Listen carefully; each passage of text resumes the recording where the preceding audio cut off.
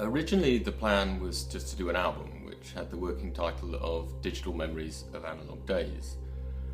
But once I knew Hannes was going to do the cover art, I wanted to do something a bit more special than an album. And as I wanted to do more writing anyway, then it seemed a nice idea to sort of combine the two elements.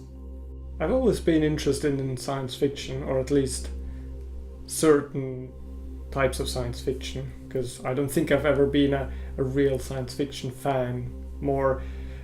I think I've been always interested in the type that explores kind of bigger ideas, or that uses this projection into the future to talk about things which are very up to date. The idea for the story came from an idea that I started almost 15 years ago and never finished. And whilst I threw out most of what was originally there, what I kept was the opening scene of somebody waking up and not being able to find their partner, and nobody remembering who their partner was. And by chance, my friend Colin Hussey had told me about a documentary he'd just seen about the science of human memory and how memory works, which I tracked down, and that gave me not only the encouragement to make memory the focus of the actual plot of the story, but also it gave me a lot of the history about the science of memory and the key figures who'd done work on it, which I was able to incorporate into the novel to add extra detail. How do you represent memory visually?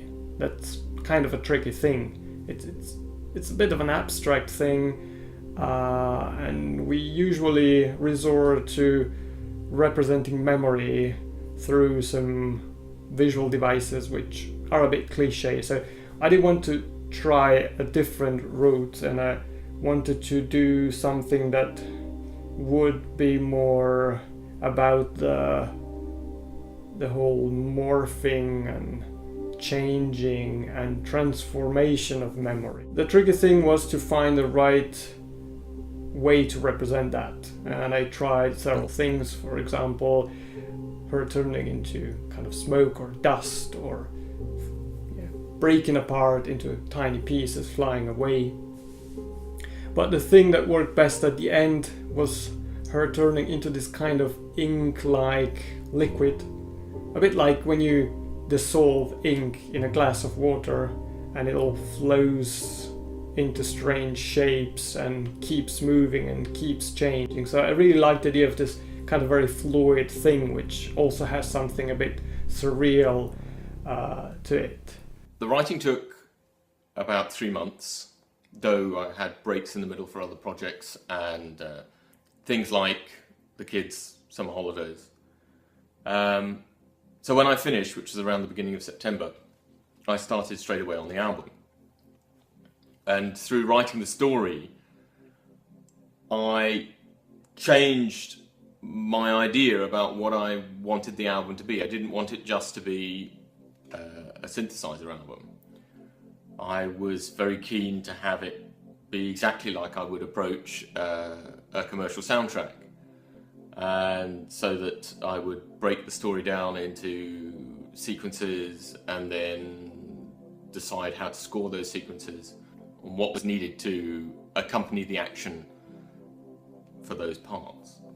The soundtrack to Solid State Memories has something, I would say, nostalgic and melancholic, which I really liked, and which is something that does draw me into music very often.